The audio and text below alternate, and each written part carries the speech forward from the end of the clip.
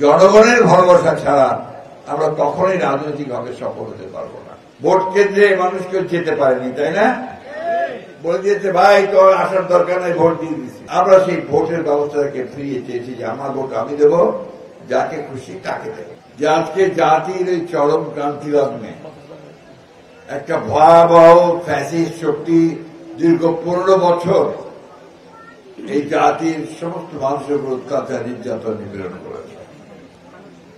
আমাদের সমস্ত গণতান্ত্রিক যে প্রতিষ্ঠান সেগুলোকে ভেঙে দিয়েছে, কাঠামোগুলোকে ভেঙে দিয়েছে, বিচার ব্যবস্থা ধ্বংস করে দিয়েছে, নির্বাচন ব্যবস্থা ধ্বংস করেছে।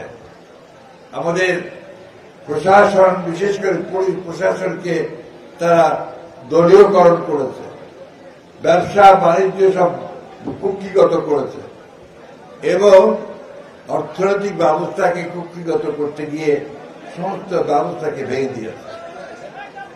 বন্ধুগণ, সেই 15 বছর পরে ভোট কেন্দ্রে মানুষ কেউ যেতে পারেনি, তাই না? বলে দিয়েছে ভাই তোর আসার দরকার নাই, ভোট দিয়ে দিচ্ছি। মেয়র ইলেকশনের সময় আমি দেখছি একই অবস্থা চলেছে, তাই না? তো ভোট কেন্দ্রে আপনারা যেতে পারেননি, ভোট দিতে পারেননি। আমরা সেই ভোটের ব্যবস্থাটাকে ফিরিয়ে চেয়েছি যে আমার ভোট আমি দেব, যাকে খুশি তাকে দেব। সেই সঙ্গে আমরা আইনের শাসন চেয়েছি। আওয়ামী লীগ ক্ষমতায় থেকে তারা যেটা বলতো সেটাই হয়ে যেত আইন। আমাদের সেটাই বিশ্বাস করি না। আমরা বিশ্বাস করি আমাদের সংবিধানে যা আছে, আইনের মধ্যে যা আছে, নিয়মকানুন যা আছে, সেই সবগুলো মিলিয়েই একটা রাষ্ট্র চলবে। রাষ্ট্র চলবে নিয়মিত, সেখানে ন্যায় বিচার থাকবে, মানুষের মর্যাদাবোধ থাকবে, মূল্যবোধ থাকবে, একজন মানুষ আরেকজন মানুষের সম্মান করবে, তার সম্পত্তির নিরাপত্তা বিধান করতে হবে, জীবনের নিরাপত্তা বিধান করতে হবে। আওয়ামী লীগ কি করেছে? আওয়ামী লীগ ক্ষমতায় এসে সবকিছু দখল করে নিয়েছে, তাই না? কোনো কিছু জোর করে দখল করে চাঁদাবাজি করে আমরা যেন মানুষের অধিকারকে হরণ না করি, আইন যেন নিজের হাতে তুলে না নেই, এই কথাটা আমাদেরকে সবসময় মনে রাখতে হবে। অন্যের উপর অন্যায় অত্যাচার করবেন না। আপনাকে যে জনগণ ভোট দেবে, কি দেখে দেবে? আপনি ওকে ধমকাবেন, ওর ব্যবসা নিয়ে নেবেন, বাড়ি নিয়ে নেবেন, ওকে আপনাকে ভোট দেবে? দেবে না। ওই জায়গায় তার সঙ্গে আপনাকে ভালোবাসা তৈরি করতে হবে, উইন ওভার করতে হবে, তাকে ভালোবেসে তার কাছ থেকে ভোটটাকে নিতে হবে, তাই না?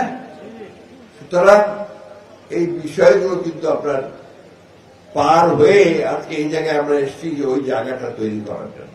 ওই আওয়ামী লীগের আগের মতো দুঃশাসন চাই না আমরা, ওই বিচার ব্যবস্থা চাই না যে যেখানে বেআইনি ভাবে বিএনপির লোকদেরকে সকলকে কারাগারে দেওয়া হবে। 13 মাস, 14 মাস, 26 মাস আমার এখানে অনেক ভাই বসে আছে যাতে সাজা হয়েছিল। আওয়ামী লীগ হচ্ছে সেই দল যারা নিজেকে ছাড়ার কিছু বোঝে নাই এবং দেশকে ধ্বংস করেছে। বন্ধুগণ, আমরা রাজনীতি করি, রাজনৈতিক দল। আমাদের কাজ কি? জনগণের কাজ করা।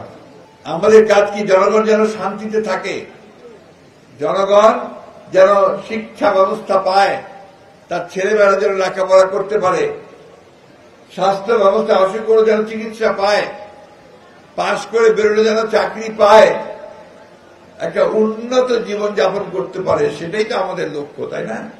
আমাদের সামনে এখন বিরাট কাজ। অনেকে আমরা মনে করছি যে আওয়ামী লীগ নাই, সুতরাং মাঠ ফাঁকা।